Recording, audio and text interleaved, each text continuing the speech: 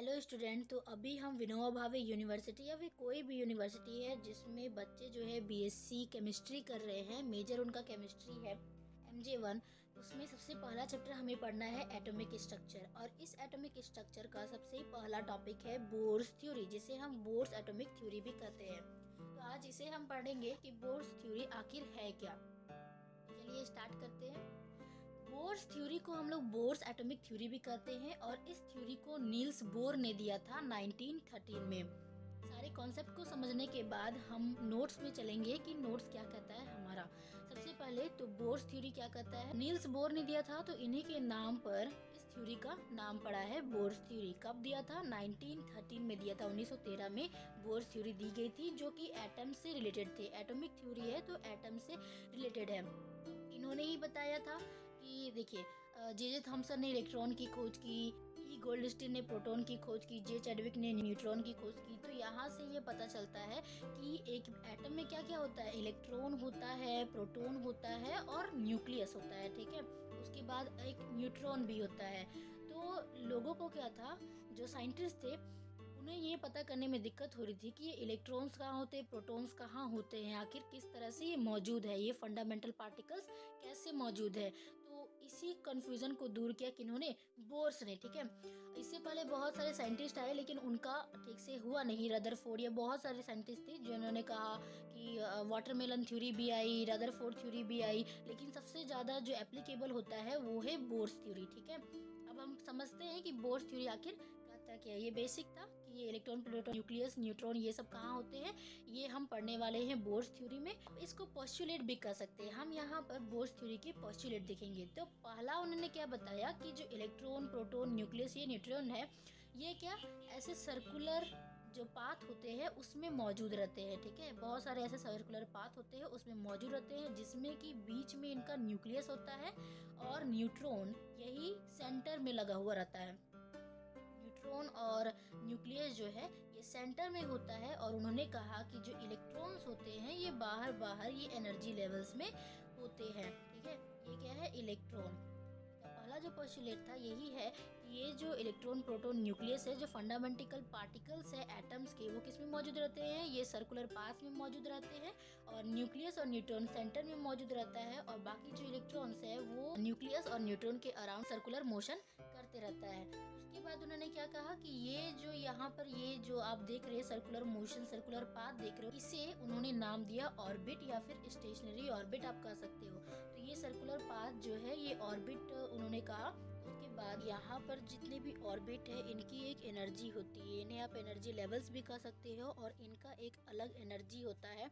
यानी कि इस ऑर्बिट की एनर्जी अलग है, इस ऑर्बिट की एनर्जी अलग है, और इस ऑर्बिट की एनर्जी अलग अलग होती है, और इनकी कैपेसिटी भी अलग होती है कि कौन सा ऑर्बिट कितना इलेक्ट्रॉन रख सकता है। तो इनकी कैपेसिटी भी अलग अलग होती है। आगे हम देखेंगे कि ये जो इलेक्ट्रॉन्स है, ये जो ऑर्बिट्स है, इनकी एनर्जी लेवल अलग होती है, कब इंक्रीज होती है और कब डिक्रीज होती है, ये हमें पढ़ना है। यहाँ पर इनका पोस्टुलेट में ये भी बताया गया है। उसके बाद जो एंगुलर मोमेंटम होता है, यानी कि जो सर्कुलर पाथ में ये मोशन करते हैं, वो मल्टीपल होता है h/2π का, ठीक है। तो यहाँ पर एक फॉर्मूला आएगा mvr = nh/2π, जो कि दोनों के बराबर होता है। तो चलते हैं अपने नोट्स की और। नोट्स हमारा क्या कहता है, तो ये हमारा नोट्स है, इसी को आपको लिखना है, इसी को आपको याद करना है, ठीक है।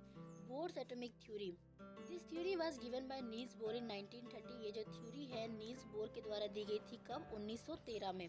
The main postulate of Bohr's atomic theory are given below. आप इन्हें पोस्टुलेट्स कह सकते हैं। जो नील्स बोर थे उनका पोस्टुलेट क्या क्या है वो अभी हम देखेंगे, जिसमें कि 8 पोस्टुलेट आते हैं। सबसे पहला है a number of concentric circular paths are available to electrons to move around the nucleus.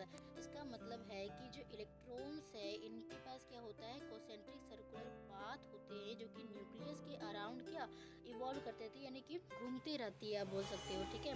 ये हमारा जो सेंटर में है, सेंटर वाला क्या कहलाता है? न्यूक्लियस कहलाता है। इसके अराउंड सर्कुलर पाथ्स बने हुए हैं, और इन्हीं में क्या करते हैं इलेक्ट्रॉन जो है, ये जो इलेक्ट्रॉन जो है रहते हैं और घूमते रहते हैं, ठीक है। तो यहाँ पर यही कहा गया है कि अ number of concentric circular path, ये कोसेंट्रिक सर्कुलर पाथ है। कोसेंट्रिक सर्कुलर का पाथ का मतलब है कि इनका सेंटर एक ही होगा, लेकिन सर्कुलर पाथ्स बहुत ज़्यादा होंगे। यहाँ पर एक ही सेंटर है और इनके अराउंड में बहुत सारे सर्कुलर पाथ्स बने हुए हैं, और ये सर्कुलर पाथ इलेक्ट्रॉन्स को अवेलेबल एबल होते हैं न्यूक्लियस के अराउंड घूमने के लिए, मूव करने के लिए, ठीक है। सेकेंड है हमारा the electrons move on only those circular path in which angular momentum is simple multiple of h/2π।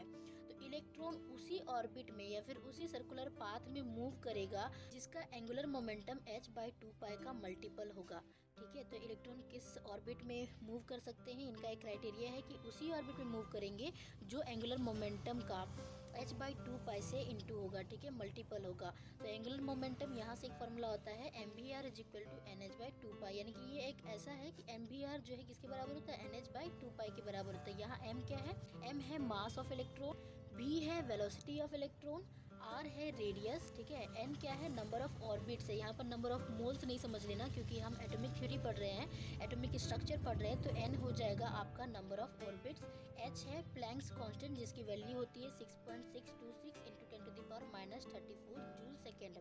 उसके बाद पाई की वैल्यू आप सभी जानते हो 22/7 या फिर 3.14। तो ये रहा हमारा एंगुलर मोमेंटम का फॉर्मूला। यहाँ से आप इसकी एनर्जी भी निकाल सकते हो। इलेक्ट्रॉन कहाँ मूव करेगा, जिसकी एंगुलर मोमेंटम h/2 का सिंपल मल्टीपल होता है, यानी कि एनर्जी जिसकी इतनी होगी। थर्ड पोस्टुलेट है the electrons move on only certain circular path. जो इलेक्ट्रॉन्स होते हैं वो सर्कुलर पाथ में ही मोशन कर सकते हैं, ठीक है, के पास अलग अलग सर्कुलर पाथ मौजूद होती है और उसी में इलेक्ट्रॉन्स मूव करते हैं। ये थर्ड पोस्टुलेट था। फोर्थ है when the electrons move on such circular path they do not lose energy.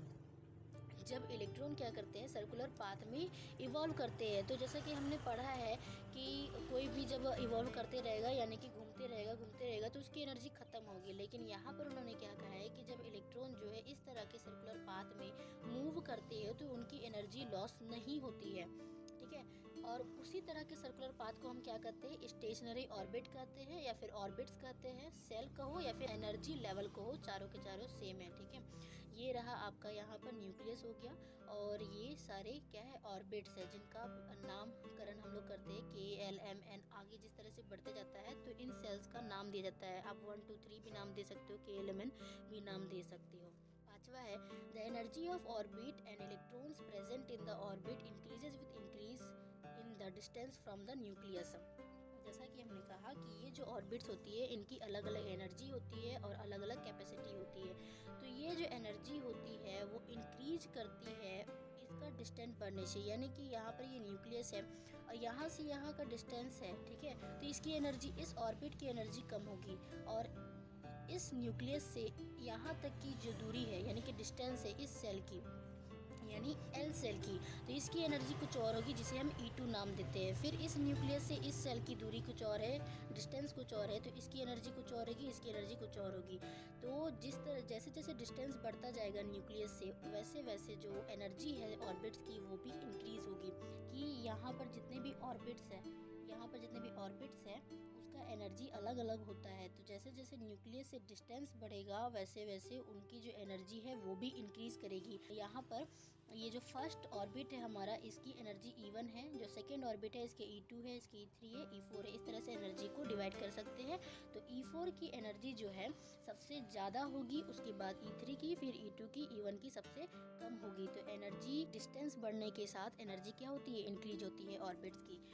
6 में है हमारा when the electron move in certain orbit it does not lose energy but when an electron jump from one orbit to another orbit it can either release or absorb energy। इसका मतलब ये हुआ, ये क्या कहना चाह रहा है कि जब एक इलेक्ट्रॉन जो है उसी सर्टेन सर्कुलर पाथ में, यानी कि ये इलेक्ट्रॉन अगर यहाँ मौजूद है, यहीं पर अगर ये घूम रहा है तो इसकी एनर्जी लॉस नहीं होगी। लेकिन यहाँ का जो इलेक्ट्रॉन है अगर उसे यहाँ जाना है, जंप करना है, तो यहाँ पर एनर्जी या तो रिलीज होगी या तो एब्जॉर्ब होगी। या फिर यहाँ के इलेक्ट्रॉन को इस वाले सेल में जाना है तो भी यहाँ पर एनर्जी या तो रिलीज होगी या जंप होगी। लेकिन अगर अपने ही जगह में घूमता रह गया तो वहाँ पर एनर्जी लॉस नहीं होगी। लेकिन अगर उसको दूसरे सेल में जाना है तो एनर्जी लॉस होगी, एब्जॉर्ब होगा। कब एब्जॉर्ब होगी, कब रिलीज होगी, ये आगे है। 7th पोस्टुलेट है when an electron jump from higher orbit to inner orbit then it release energy in the form of electron magnetic radiation. इसका मतलब ये हुआ कि एक इलेक्ट्रॉन है, ठीक है, ये लोअर एनर्जी है, इस सेल की एनर्जी लो है, उसके बाद सबसे ज़्यादा इसकी एनर्जी है, फिर इसकी एनर्जी है, जो कि हमने 5th पोस्टुलेट में देखा था। तो यहाँ पर क्या कहा जा रहा है कि जब इलेक्ट्रॉन जंप करता है हाई ऑर्बिट से, यानी कि सबसे ज़्यादा ऑर्बिट की एनर्जी, इस एनर्जी की यहाँ पर जो इलेक्ट्रॉन है उसको अंदर की ओर आना है, यानी कि लोअर एनर्जी में जाना है, लोअर ऑर्बिट में जाना है। तो यहाँ पर क्या होगा कि ये एनर्जी रिलीज़ करेगा। ठीक है, अगर हाई से हमें लो जाना है तो यहाँ पर जो इलेक्ट्रॉन है वो अपनी एनर्जी रिलीज़ करेगा। रिलीज़ इसलिए करेगा क्योंकि आप खुद ही सोचो, मान लेते हैं कि इस इलेक्ट्रॉन की यहाँ पर एनर्जी 5 है और ये जो ऑर्बिट है ये 3 रखता है, तो 5 में 3 माइनस करोगे तो 2 आएगा। ठीक है, तो यानी कि 2 एनर्जी जो है इसे रिलीज़ करनी पड़ेगी, तब जा कर के ये 3 वाले के पास जा सकता है। तो अगर आप हाई से लो की ओर जाओगे तो एनर्जी यहाँ पर रिलीज़ होती है। यहाँ पर जो एनर्जी रिलीज़ होती है किस फॉर्म में रिलीज़ होती है? इलेक्ट्रॉन मैग्नेटिक रेडिएशन में रिलीज़ होती है। इट्स 8 है, when an electron jump from inner orbit to another orbit then it absorb energy. जब किसी इलेक्ट्रॉन को लो एनर्जी से हाई एनर्जी की ओर जाना होता है तो यहाँ पर इसे एनर्जी की और ज़रूरत होती है ताकि वो लो से हाई में जा सके। तो यहाँ पर इसको एनर्जी लेनी पड़ेगी। ये हुआ inner orbit to another orbit then it absorb energy, तो इसे एनर्जी एब्जॉर्ब करनी पड़ेगी तभी जा कर के ये इनर ऑर्बिट से आउटर ऑर्बिट में मूव कर सकता है। तो ये था हमारा bourse theory, bourse atomic theory, जो कि नील्स बोर ने दिया था 1913 में। आई होप आपको समझ में आया होगा कि बोर्स एटॉमिक थ्योरी क्या है, बोर्स थ्योरी क्या है। अगर आपको वीडियो अच्छी लगी तो वीडियो को लाइक करें, चैनल को सब्सक्राइब करें, शेयर करें अपने दोस्तों के साथ। Thank you. मिलते हैं नेक्स्ट वीडियो के साथ जिसमें हम बोर्स एटॉमिक थ्योरी की लिमिटेशन देखेंगे। Thank you.